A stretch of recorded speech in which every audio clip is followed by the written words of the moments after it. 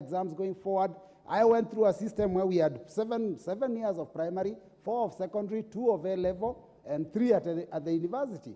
Afterwards, there is the one that they call the 844 system, which is now being scrapped for the new CBC. But, Madam Speaker, you notice, every time we have these kind of changes, there's investments that are made that sometimes go to waste. If you go to our rural areas, most of our primary schools have got a classroom that existed that was called a workshop that was earlier used for pre-technical subjects, art and music and art and crafts, and now they're defunct, they're not being used. So a new system comes in, and we are supposed to now look for laboratories, look for extra classes. So, Madam Speaker, I think we need to be very, very careful to ensure that whatever system we come up with, we can live with it for a long, long time. If you go to the developed world, they don't keep changing the education system every 5 or 10 years or after every major election. We must come up with a policy in education that will last for time immemorial, so that if we are going to introduce any changes, they are minor, not major changes that will leave some of our facilities without being used. Madam Speaker, now the new system has reintroduced subjects like art, music, pre-technical, and these subjects require new facilities. The facilities that were not used for many years had already become voided, and some of them had even been brought down. So, Madam Speaker, it's important that the government does a good job. I want to support the idea of the new education system.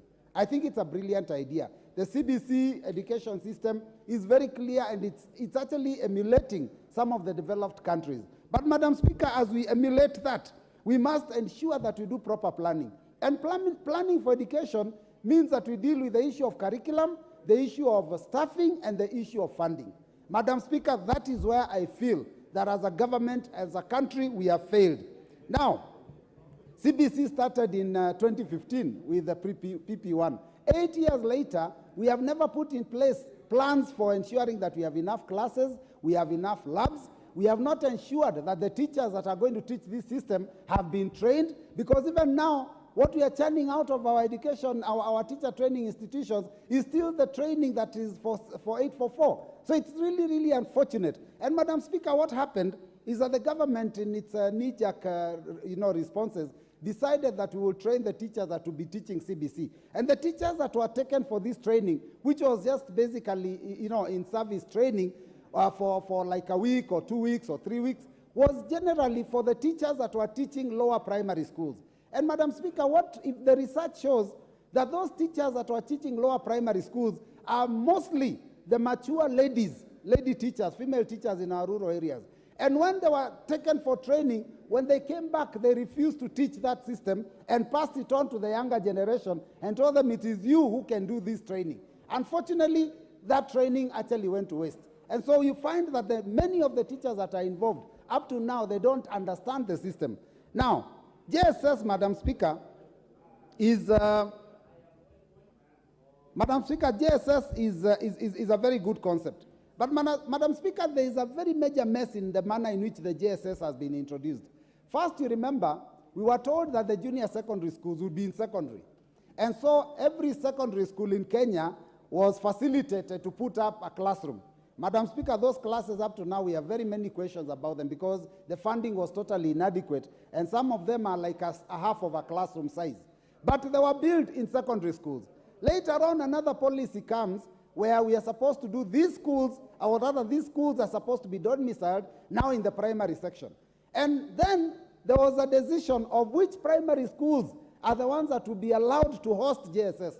Madam Speaker, in my constituency, it is a shame that my top-performing primary school was not qualified to be able to accommodate JSS. And then the children that were there in grade 6, when they went to grade 7, they were taken to some of the worst-performing schools. And that is really demoralizing to the parents. So, Madam Speaker, I believe that this motion speaks to the heart of the problem that we are facing, and that, Madam Speaker, what we require as a government now is to ensure that the policy is put in place and the facilities are put in place so that every child can be able to continue learning from where they started in primary, finish grade 6, go to grade 7, 8, and 9 within their primary schools, and finish so that they can go to secondary schools. Madam Speaker, it is possible because already every primary school has up to grade 8. So all they require is one extra class, and that is in another year and a half. And after that, they require one lab. I am certain that even from the money that we get under CDF, and with a little bit of support from the Ministry of Education, we can be able to make this dream come true. So I want to support, and I want to say that the honorable member thought through properly, and this is something that is worth emulating. That is why the people of Mbeere North have the right leader. Thank you, Madam Speaker.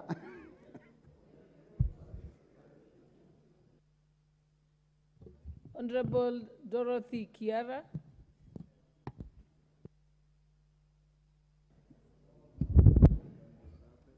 Thank you, Madam Speaker. Madam Speaker, I rise to support this very important motion, and I want to thank the member for Mbeere, Honorable Roko, for bringing up this very, very important item for discussion in this House.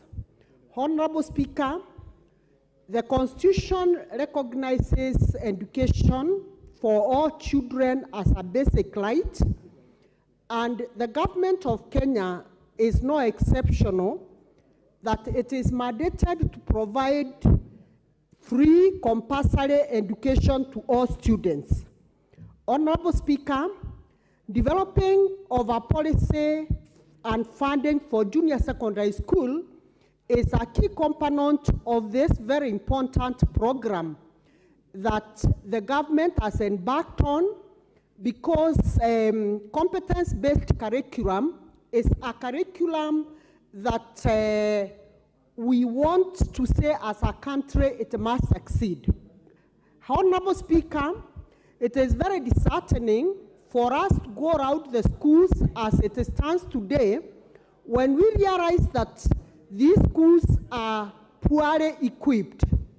I am so glad, Honorable Speaker, because I know at this point in time, the constituencies have gotten their constituency development fund, and I know key in the agenda is going back to the constituencies and continuing with building of classroom infrastructure in those schools. However, I want to acknowledge the fact that all these schools that we are going to build, some of them are in very deplorable condition. And Honorable Speaker, if these students who are transiting from primary school to junior secondary school have to have their esteem, we must ensure that the classrooms are up to the standard of a junior secondary school and the laboratories are properly and well equipped. Honorable Speaker, it is also important to note that the distances, some of the distances that these children are covering are quite huge distances, and therefore I want to implore upon the Ministry of Education to ensure that each and every school has a JSS class. Based on this, Honorable Speaker, the classrooms cannot go without teachers. Teachers also are a key component to this, and I want to sort of disagree with the member who is saying the teachers who are trained to take care of JSS are these old teachers who are picked from primary school class 1. Honorable Speaker, I want to disagree because every trained teacher is deployed, and the Teacher Service Commission is very sure that the teacher who is deployed in a certain school will be able to handle that particular class. A teacher might be old, Honorable Speaker, but the brain is not old. So the teachers, whether they are in whatever age, as long as they are posted to teach in those schools, they are competent and qualified enough to handle those classes. What we are calling for, Honorable Speaker, it is equal distribution of these teachers so that in some schools we don't have classes or students sitting in class without teachers of certain disciplines. Honorable Speaker, I also want to challenge the Ministry of Education, because as we sit here today, Honorable Speaker, every day when I look at the news item, the managers of these schools, the head teachers and the principals, they are crying because capitation is never availed on time. Honorable Speaker, this is a serious setback on the education standards of our children because our school managers are torn in between the policy that the Ministry of Education has given and the stern warning that they keep giving teachers that don't send any student out of class. Honorable Speaker, I want the Ministry of Education to stand up and be counted because teachers cannot be given students without food, without anything, without books. And yet, every day there are warnings that teachers should not send students out of school. Honorable Speaker, we are in a time where even the parents are going through a very difficult moment. We know this country is gulping with the issues of money, Honorable Speaker, and we don't want to see situations where students are sent back to their parents. Honorable Speaker, I want to support this very important motion because the only way we can be able to handle, the only way we can be able to add this government accountable is ensuring that we develop a policy and funding for this junior secondary school so that it succeeds. Thank you, Honorable Speaker. I support Honorable Roko and I say kudos because this motion is not only touching on Bere, it is touching on the entire Kenya. Thank you, Honorable Madam Speaker.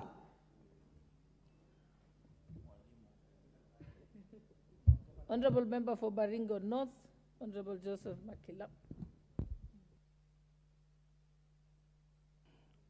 Thank you, Madam Speaker. I rise to support this motion on development of a policy and funding framework for our junior secondary schools. Madam Speaker, having been a teacher for many years, there is need and it is proper as per this motion to ensure that the junior secondary schools curriculum and organization be anchored in law in the Education Act 2012 by actually amending to capture the spirit of the junior secondary schools. Madam Speaker, we have a curriculum for junior secondary schools that has not been properly developed because at the moment, Madam Speaker, in all our schools throughout the Republic of Kenya, there are one teacher against 13 subjects. And what has been happening is a local arrangement between the primary school teachers who are in that school and that teacher that was employed to actually cover up the syllabus in hook and crook to ensure that learners are actually engaged.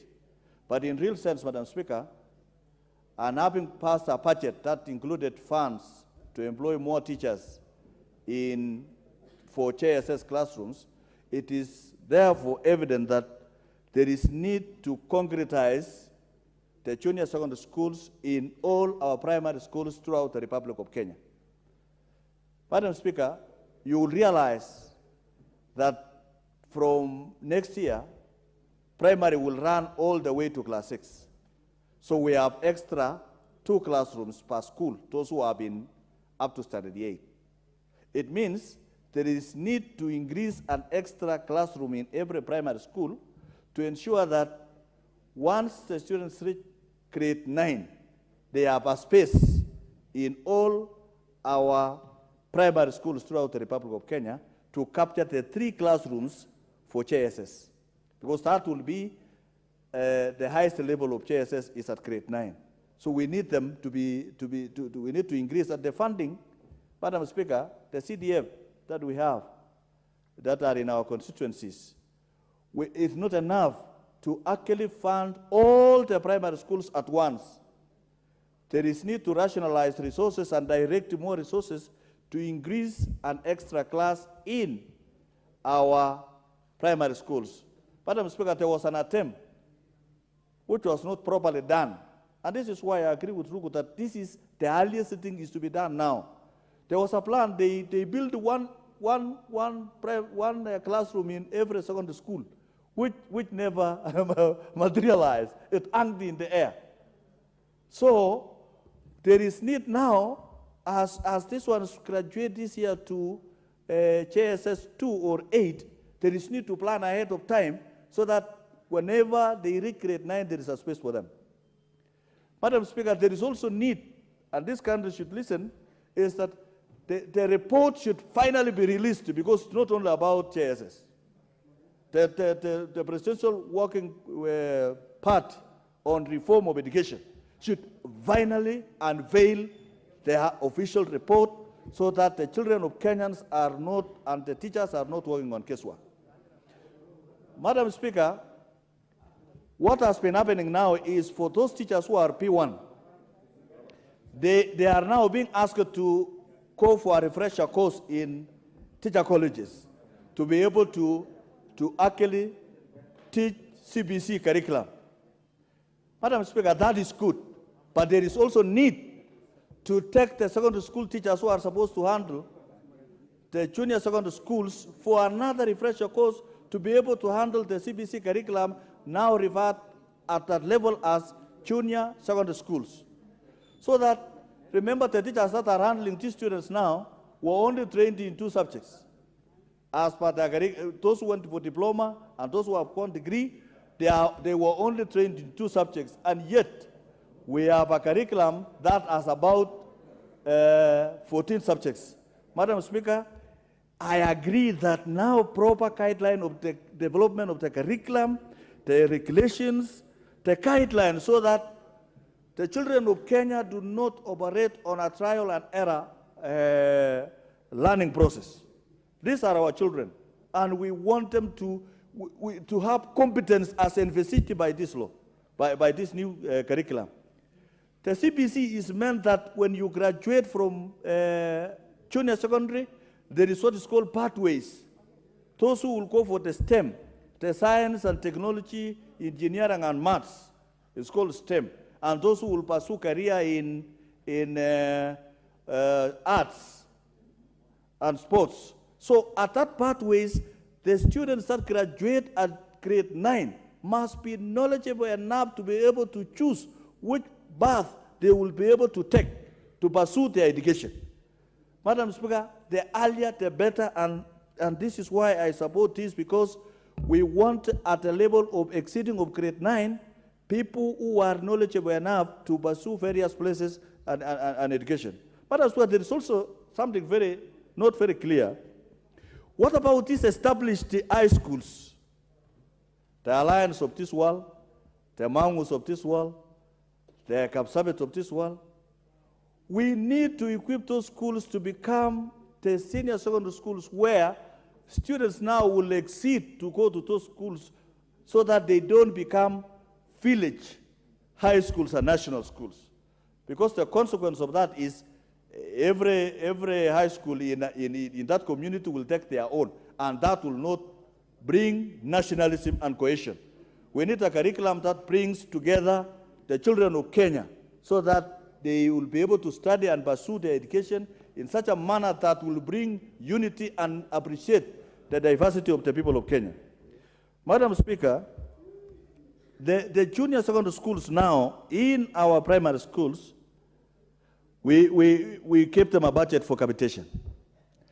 Madam Speaker, there should be a proper management of the junior secondary schools apart from the primary schools. This is the only way they will be able to appreciate that if there is a BOM, for example, for the primary, then there should be a separate management entity for the junior secondary schools. And one thing that is puzzling is, will these junior secondary schools operate under a different head teacher, or they will be under the same head teacher of a primary school? These are things that these guidelines must be able to sort out, so that we have a different management because they have a different curriculum, so that the BOM of primary deals with primary matters, and the head teacher of primary will deal with the primary curriculum. And then we have a head teacher that will be responsible for the JSS, because after all, it moves from grade 7, 8, and 9. That's good enough. Those are good number of students to be handled and ran by a principal of their own and a board of their own, so that they will be able to pursue their learning. We also want to make this thing to be affordable to Kenyans. The JSS curriculum must be affordable to parents of Kenya and must be accessible to the young. If you look at, I went to my local primary school called Torokwonin, I looked at grade 7. They are very young people. They are not able to track, travel for long distance to attend their JSS classrooms. Therefore, if we have agreed as a nation that it must be domiciled in primary, then every primary school in Kenya must be able to host JSS classrooms in their schools. Mr. Speaker, this motion should be seen to move from being a motion to a bill. Honorable Ruku, we must fast track this as we pass this motion, turn it to become a bill, so that we have an act and amend the Act of Education Act 2012 to now bring in the new order in our education system. With those many remarks, I support the implementation of this particular motion. Thank you, Mr. Speaker.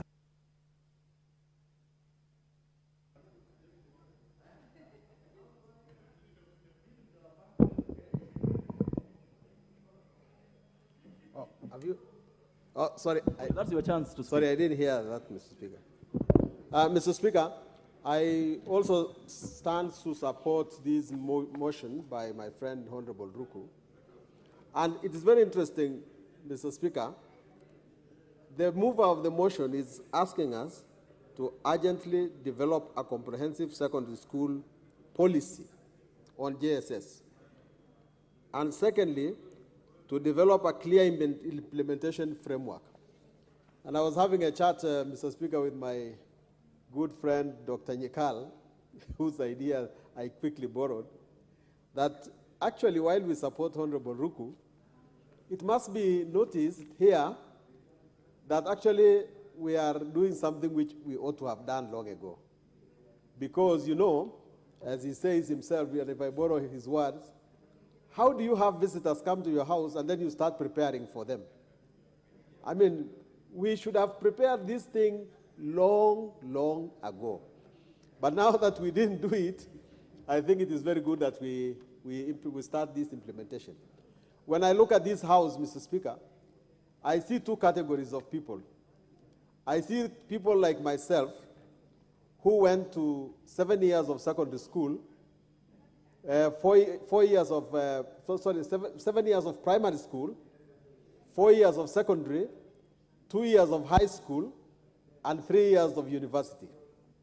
And Mr. Speaker, that is the same education that the people in the United Kingdom who gave us the education go through. Those are the ones that the neighboring Uganda go through. But, and I think myself, I always look at myself and I say, I'm very well educated. If I can just add another master's, I'll be like everybody else who is going to school nowadays. Then somewhere, the education changed, and I can see the second category here, the one that went through 844. When 844 was founded, it was based on the policy that we require practical, something that students can take home. So workshops were built, and a lot of other things, adjustments were made. And so majority of the members of parliament here, I believe, went through 844.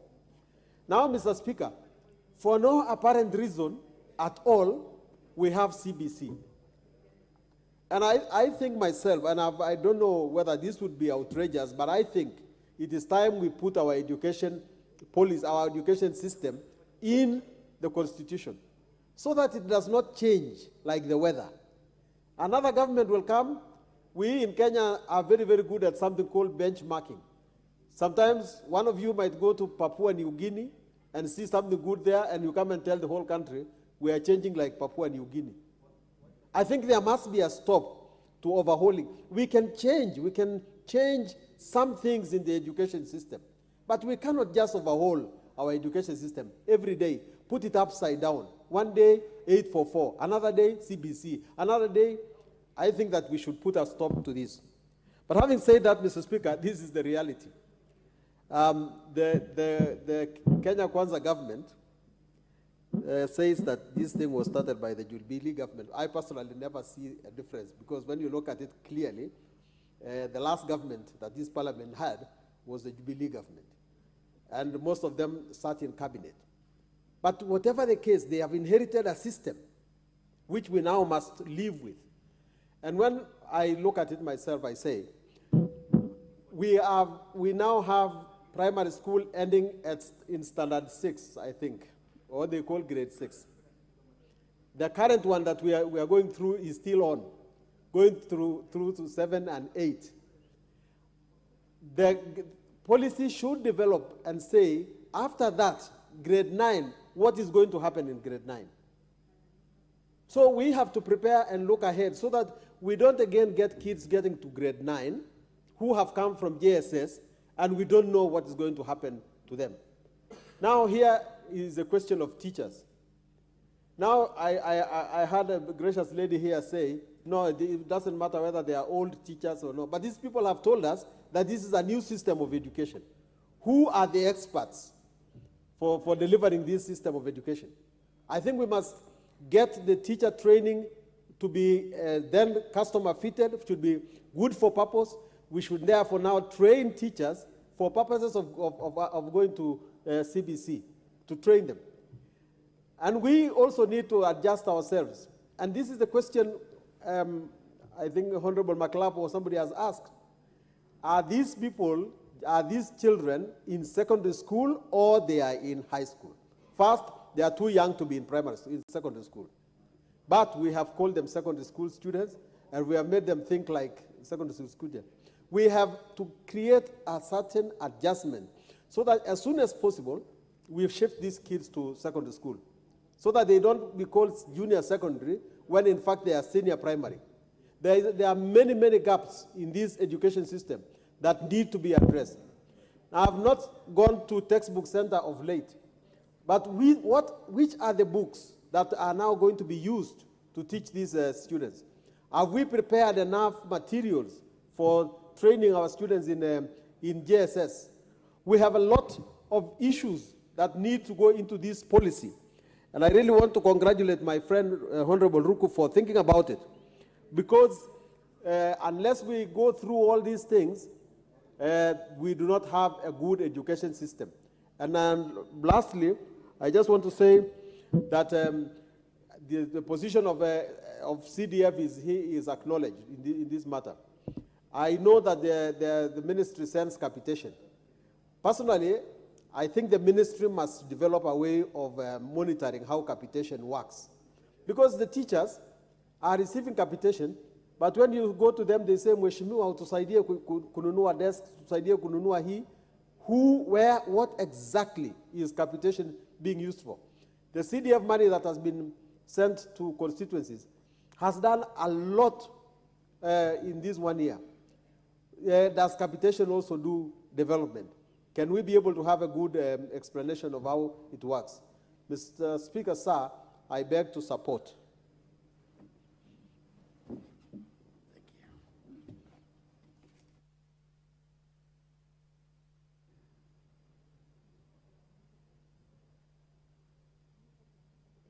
Members, you should be looking at your mics. If you ask to speak, the reason the mics are there is so that you're able to see them and speak. The Honorable Madenge.